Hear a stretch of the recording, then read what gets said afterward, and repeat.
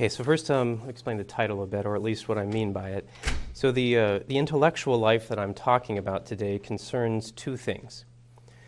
The life we live here at Thomas Aquinas College, but also the kind of life for which this education is a preparation.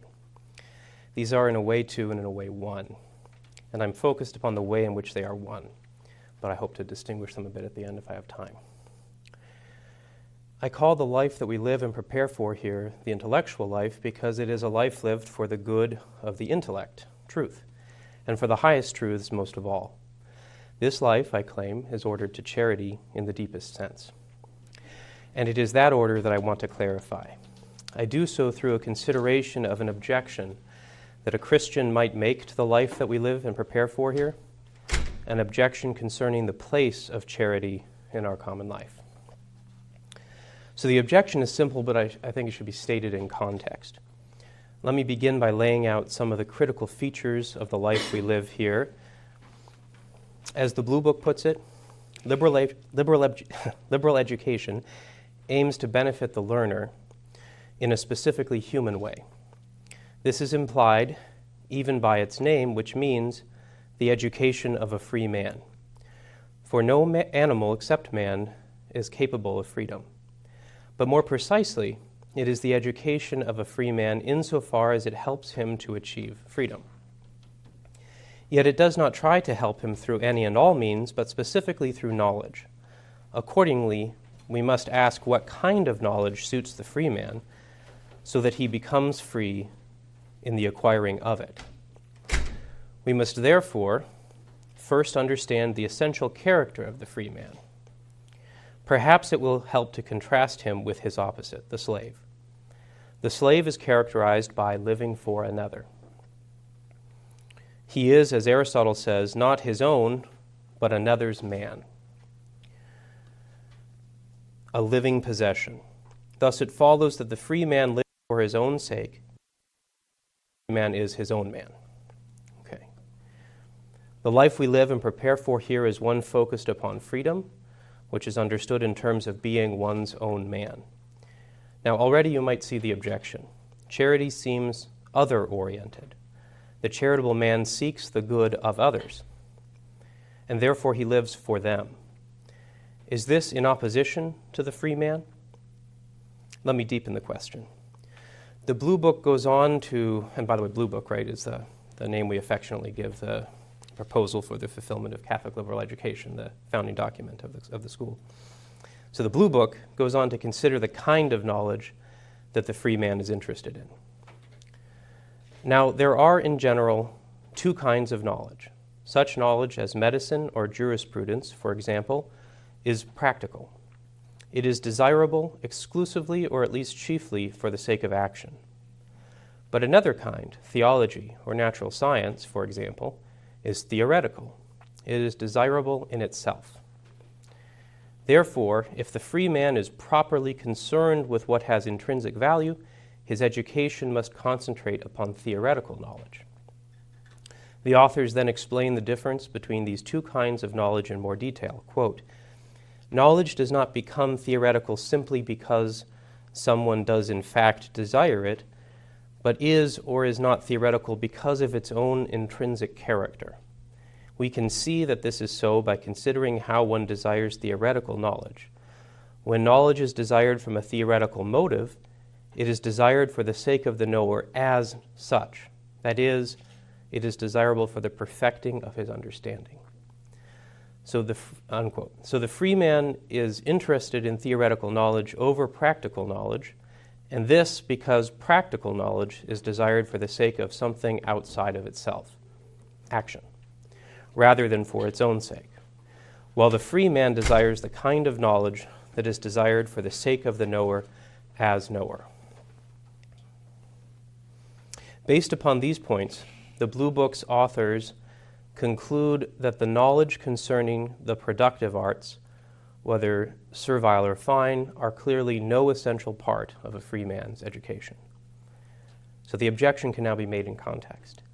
It would seem that the life we live and prepare for here is ordered in some way selfishly, or, to state it more gently, perhaps, it so deeply emphasizes theoretical knowledge and freedom that the charitable life, the life ordered to the good of others, is put in a secondary place. Is the life we live here opposed to charity, or does it at least make charity a secondary good? If so, are we not disregarding Christ's universal insistence that to imitate him is to serve? He came to serve, not to be served. And he tells us often that the greatest in the kingdom is he who is the servant of all. Okay, so that's the objection. Now, it seems to me that you could practically make this objection in two ways. First, you might think that the very account of theoretical knowledge overestimates its goodness. The theoretical account that we see in the Blue Book, the founding document of our school, overestimates the goodness of theoretical knowledge and overestimates the goodness of freedom as understood, and that human perfection should be sought elsewhere. Secondly, one might grant the order of the practical to the theoretical, but still think that this account does not place the goods of the intellectual life in the context of the whole Christian life, which must consider the happiness of those around us.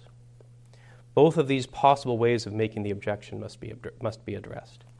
But it should be clear that they are indeed parts of one objection, to this extent at least. The objector looks at the account of the good or the goods that the Blue Book presents, and it looks at them as part of that the Blue Book presents as parts of the chief goods of human life, freedom and theoretical knowledge.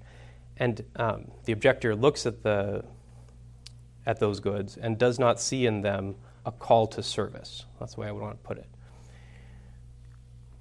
The objector, the Christian objector, knows that the chief goods ought to have in them a call to service. And if it looks like the freedom and the theoretical knowledge doesn't include that orientation to those goods doesn't include a call to service, it seems like you've got a problem.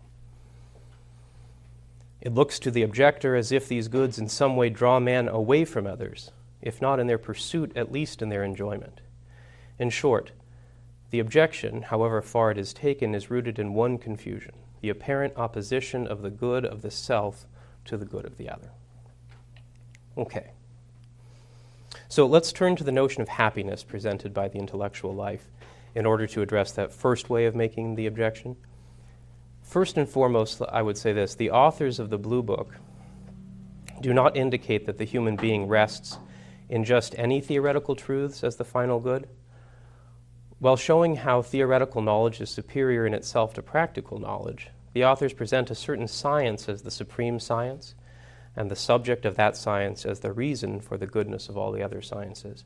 So to quote, "Human understanding cannot be perfected by knowledge of an order which it has itself produced, as, for example, the order in an artifact or in a constitution. Such an order, since it is the effect of human intelligence, is to that extent inferior to man. But nothing is perfected by reflecting within itself that which is inferior to it. Thus, the natural objects of theoretical interest are the things better than man, so that whoever intends to become a free man will be chiefly concerned with the study of God and divine things. This means that his proper concern will be the study of theology, which has God as its subject and proceeds in the light of faith. It is the knowledge of God and the sciences that study him, metaphysics, natural theology, and as I will try to consider a little bit at the end here, sacred theology. It is in the knowledge of God and the sciences that study him that the supreme area, that area is the supreme area of theoretical knowledge.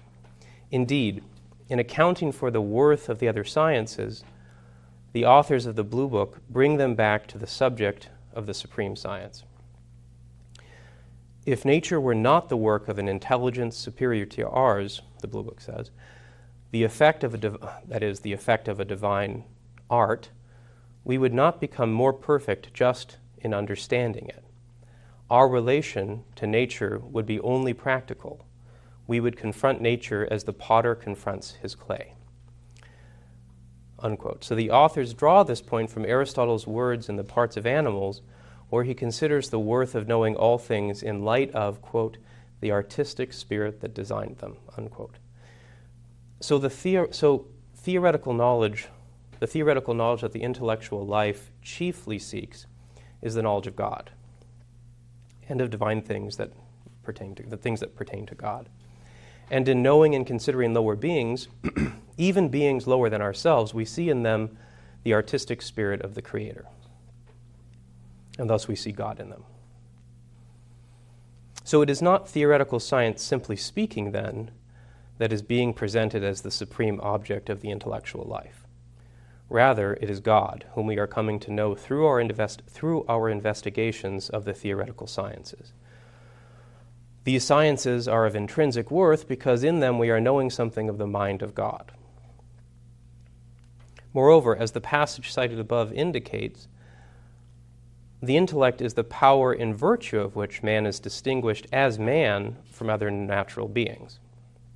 Hence, it is in the perfection of the intellect that man is perfected as man. Hence, as it is in the perfection of the intellect that man is perfected as man, then it is the contemplation, the active and focused consideration of God.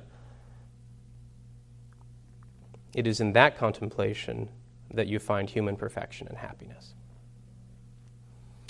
This view of happiness, implied or more or less stated in the Blue Book, is made explicit in the education that the Blue Book presents and in the other writings of the authors of the Blue Book. So, juniors here have just finished a semester's worth account of how contemplation of the divine is the supreme end, natural end of man. The senior year, we devote it to the study of the Trinity and the Incarnation, and the founders have been clear in every time they talk about it that's why we do what we do here. There's two orders. There's the order of learning and the order of perfection, and that what we're doing is really crowned in that senior year theology where you're able to study the Trinity and the Incarnation with real profit to your soul because you've been prepared with the kind of knowledge that you've gone through prior to that in various ways. And then in their writings outside of this, a couple examples that I was coming across is Peter DeLuca's essay on liberal education and citizenship, where he traces out the whole argument, and I'm going to bring it apart later, where he really locates charity in the intellectual life as we're talking about, so I'll bring that up. The authors of the Blue Book are also following St. Thomas as well as Aristotle here, of course, and Thomas sums up the position I'm outlining nicely. Man's highest operation is that of his highest power in respect of its highest object, and his highest power is the intellect, whose highest object is the divine good, which is the object not of the practical but of the speculative intellect. Consequently, happiness consists principally in such an operation, namely in the contemplation of divine things. So, of course, happiness in this life is imperfect. We can only imperfectly contemplate the mind of the Creator. And if we have time, I'll say more at the end of this talk on this distinction. But the point here is that the goodness of the theoretical sciences is found principally in the knowledge of God. And it is in drawing our mind to God that happiness, to the extent that we can have it, is found. So, the primary goal of the intellectual life as we are considering it here, then, is not theoretical knowledge simply speaking, but the contemplation of God and of things as manifesting the mind of God. From this we can draw a further and extremely important point. In the act of contemplation, the appetite, or the will of man, doesn't rest in himself, but rather in God. So this is how a passage from Aquinas' De Veritate. And so, just as God acts in every agent because he is the first efficient cause, so also is he sought in every end because he is the last end. But this is to seek God implicitly.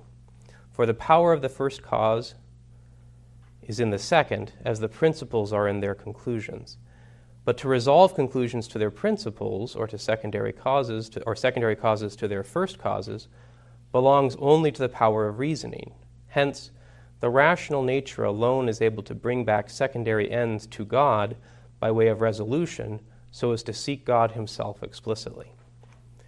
And just as in demonstrative sciences the conclusion is not rightly known except through resolution into the first principles, So also the appetite of a rational creature is not right except through an explicit appetite for God, either actual or habitual.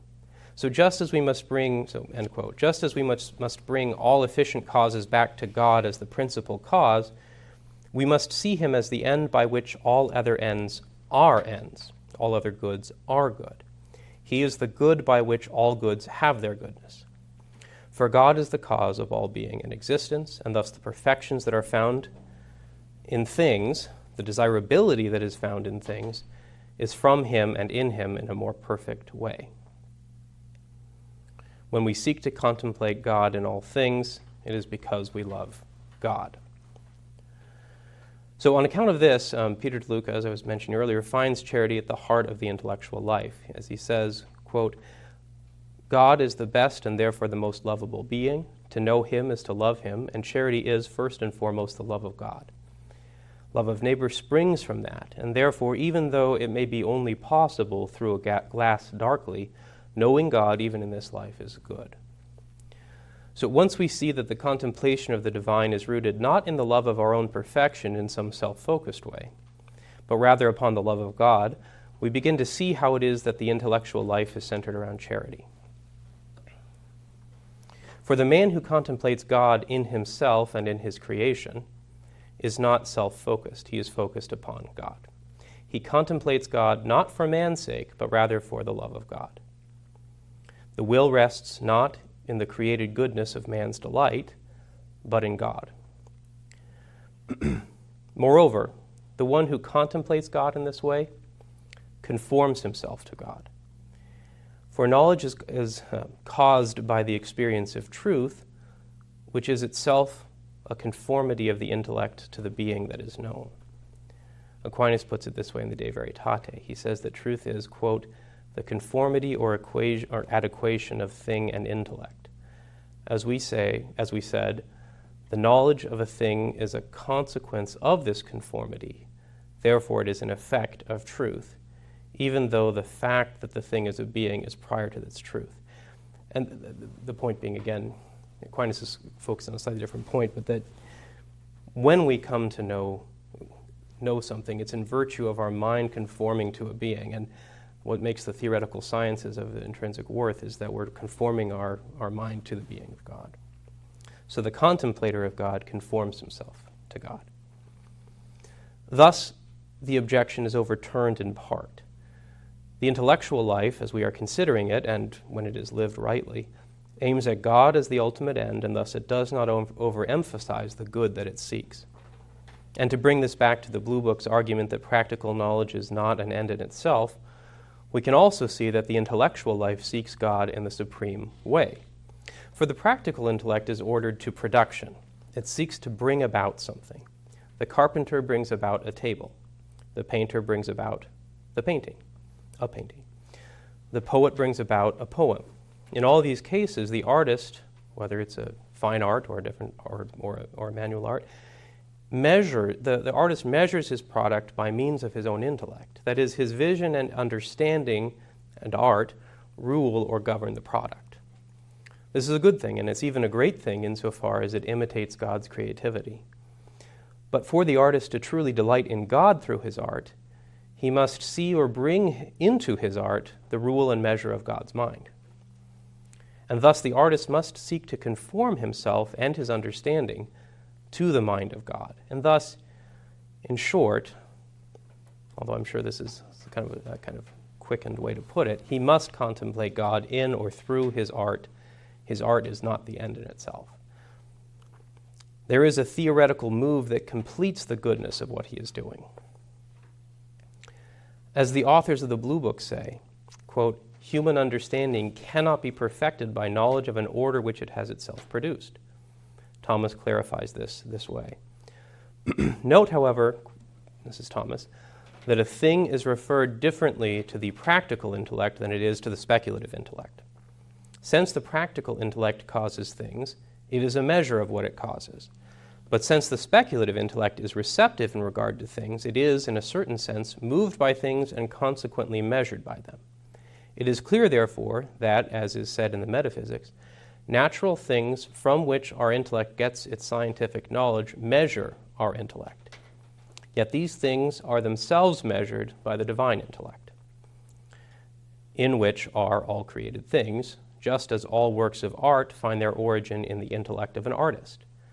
The divine intellect, therefore, measures and is not measured. The natural thing both measures and is measured, and our intellect is measured and measures only artificial things, not natural things." Unquote. So God's mind is the rule and measure of things. Our mind is the rule and measure of our artifacts, tables, paintings, poems, all the things we produce. Thus, the goodness in our artifacts will depend upon our minds being conformed to the mind of God. And it is this latter good that is or is perfected in the contemplation of the divine. We are not made perfect by goods we produce, but by the uncreated good. Okay, so I think the first way of making the objection, I would say that where the person, the objector, is arguing that the intellectual life is not ordered to the highest good in the highest way, I would say we've answered that. The intellectual life is not self-focused. It is indeed focused upon the supreme end, God himself, in the supreme way. And we have begun to answer the second by seeing that this life is not, the intellectual life is not selfish.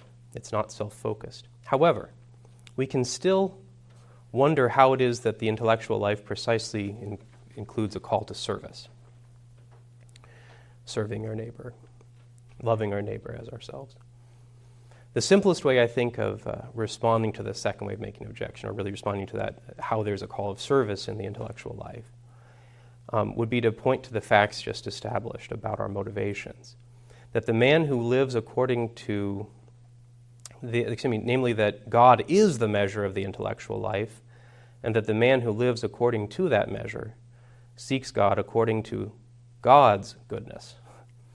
So that is, just as God's goodness is such as to draw all creation to himself, so also the man who loves God wants to draw all creation to God,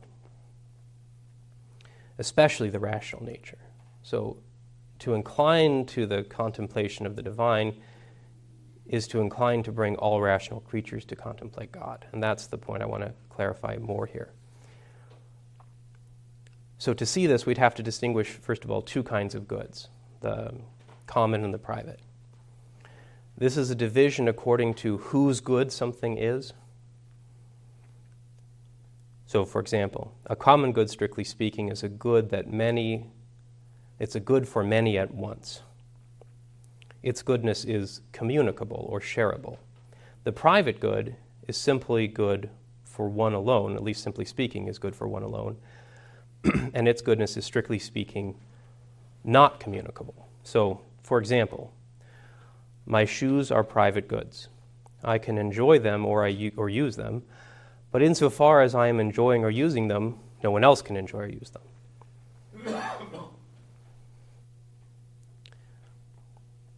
I can't communicate or share the goodness of my shoes without giving up the goodness of my shoes for as far as my own use or enjoyment is concerned. Hence the old joke, right? Why never criticize somebody unless you've walked a mile in their shoes? Because then you'll be a mile away and they won't have any shoes. So they won't be able to catch up with you at that point. Well, assuming the ground is not perfectly smooth. Okay. So shoes are good in a privative way. Their goodness is restricted to the one using them, strictly speaking. When I consider the goodness of truth, though, or peace or justice, I'm considering goods that are not reduced or restricted to one person's enjoyment. Rather, these goods are shareable. Justice is good for all at once. Truth is enjoyed by many at once without anyone's enjoyment reducing or restricting the goodness for others. Thus, a common good is a good that rules and measures the one who enjoys it, for it's not tailored to him as a particular, or in particular. A private good is ruled and measured, strictly speaking, by the one who enjoys it, for its goodness is restricted and tailored to him in his enjoyment of it. God is not only a common good then, right? But the common good. He is the supreme end who is universally the end. He is not just good for all creatures in the way that a kind of private good might be good for many. right? So I'm thinking here, like I can say shoes are good for all, but I don't mean that this pair of shoes is enjoyed by all at once, but rather this pair of shoes is enjoyed by this person, this pair is enjoyed by that person. They're all private goods. They're universally good in a logical or universally predicable sense, but they're not one end for all. Each individual, each actual existing shoe or pair. I guess one shoe is good too. So when we look to God, right, we say he is the same good for one and for all. Thus, when we consider that it is the goodness of God to which the intellectual life is ordered, and we see that God's goodness is common or communicable, then we see that the intellectual life is ordered to the supremely communicable good. To love this good, then, is to love it as it is, that is, to love it as shareable or communicable. So Aquinas, whom again we saw clearly stating that happiness is the vision of God to the extent that one can have it, argues that even as we advance in the contemplation of God, we advance in the desire to save our fellow man, which would be to share, which saving them, which would be to have them share with us in the vision of God. So he puts it this, he talks about the grades of charity this way, quote, "We can consider 3 grades in charity, but God ought to be most especially loved for his own sake. For there are some who freely or without great vexation are separated from the leisure of divine contemplation so that they are concerned with earthly affairs. And in these there is apparently either no charity or very little. Some, however, so delight in the leisure of divine contemplation that they do not want to turn away from it, even to apply their service to God for the salvation of their fellow men. The service to God to the salvation of their fellow men. The highest degree, the third, are those who rise to the heights of charity so that even as they advance in divine contemplation, which they delight in most of all of these people, serve God in order to save their fellow man. This is the perfection meant by St. Paul in his address to the Romans, where he says, I wished myself to be anathema from Christ, i.e. separated from him for my brethren. And what he says to Philip, I desire to be dissolved and to be with Christ, but to abide still in the flesh is needful for you. Unquote. So St. Paul cannot actually desire to be damned, Thomas explains, but rather, when you compare the goodness of one's participation in the contemplation of God to the participation of the body of Christ in the contemplation of God, the latter is more desirable, even for the individual. For the individual is loving the communicable good more than he loves his participation in that communicable good. So to love God for his sake, and thus to desire his goodness by saving one's fellow man, then doesn't take away from the desire to contemplate him. It's specifically the other way around. For as Aquinas just noted, even as you advance in that love of contemplating God, you're more inclined to serve God serve God by saving your neighbors, to bring them also to that enjoyment of the contemplation of God. If this sounds strange to us, I suspect it is only because we are so used to thinking of happiness as a private good, something that belongs to us as individual autonomous wholes. For when it comes to obvious common goods, we see that to desire the good is to desire it according to its communicability, which is to say, we desire it while recognizing that it belongs to us as parts of the whole to which it belongs directly. That whole is what belongs to directly.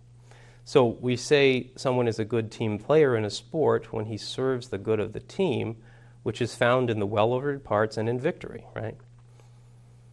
It is really his good that he's working for, but he is a part of that good in its perfection. He has it belongs to him as a part. And so he desires it, really, as it is for all. And then the person who's a show-off or something, when he places the good of the team below his private desire, we'd have that term show-off as a derogatory term for the person who clearly places a good that's private to him over and above the good of the team. Ever so much more so with the courageous man, the soldier who is willing to sacrifice his life for the good of the country. We see that he loves the good of the whole, and recognizes that it belongs to him as a part of that whole. He doesn't see it as a good for somebody else, strictly speaking, but he sees it as a good of the enjoyment of which, insofar as it belongs to him, is as a part. And so he can sacrifice that part for the good of the whole. Thus, to love the common good according to its goodness is to love it as the good of a whole of which each of us is a part. Thus, to desire that good in itself is to desire the good of the whole.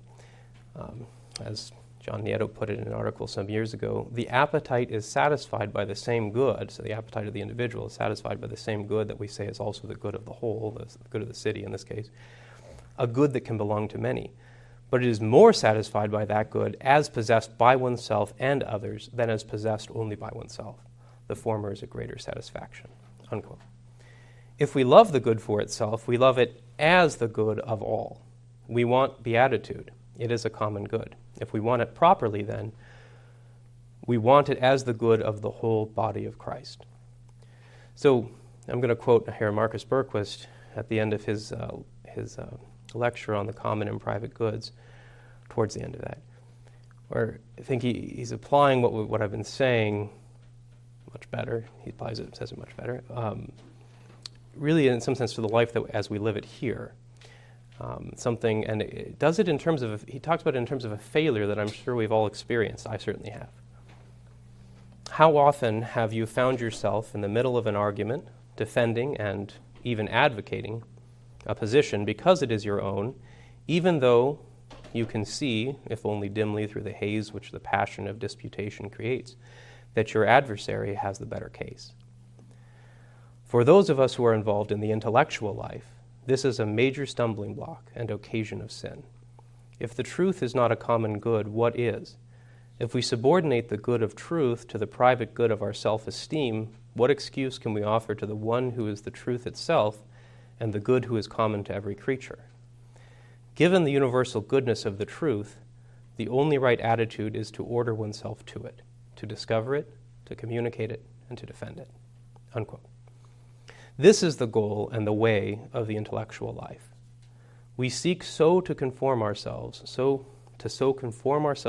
the goodness of the truth, perfected in the knowledge of God's mind, that we are inspired in all things to discover it, to communicate it, and to defend it. Thus, when it comes to, for instance, very briefly turn to the corporal works of mercy, we must say that the pure and complete love of the truth for its own sake inspires us to perform these works for the sake of the ultimate end. We do them and make way for them in the intellectual life, not because we love the goods of our bodies more than the contemplation of God, but because we want the deeper good that requires the bodily goods be attended to. So the intellectual life is indeed a call for service. Indeed, it demands that we serve for love of the contemplation of God. The way that Aristotle talks about this at the end of the Eudemian Ethics is that he talks about God commanding all the goods for the sake of the final good of contemplation of him, not as a king, although we could say that, he does that too, but not as a king, but because he's the end, right? You want to see that end in all things and draw all things to that end. All the goods that are in human life that you see as goods for your neighbor, they're for the sake of that you're bringing your neighbor to the contemplation of God. So I'm going to finish with just a few more thoughts here, and then we can talk more about anything that's coming up. Back to the beginning, I said I was talking about the intellectual life as we live it here, and also the life as we prepare for it. I guess while we're here, right, we really are spending a lot of leisure time devoted to these studies and to these studies in a very theoretical way.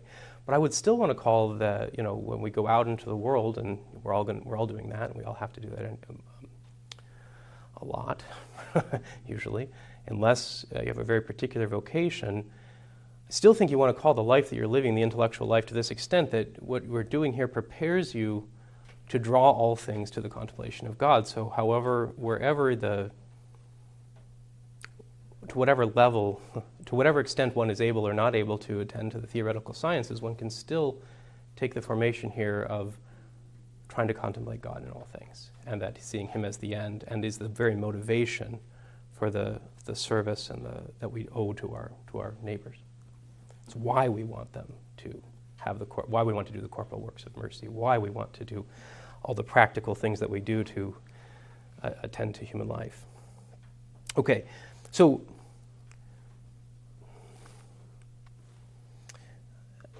I think I'll end it there, and maybe there's some of the other things I want to say that'll come up in the Q&A. So there we go. Thank you. Thank you.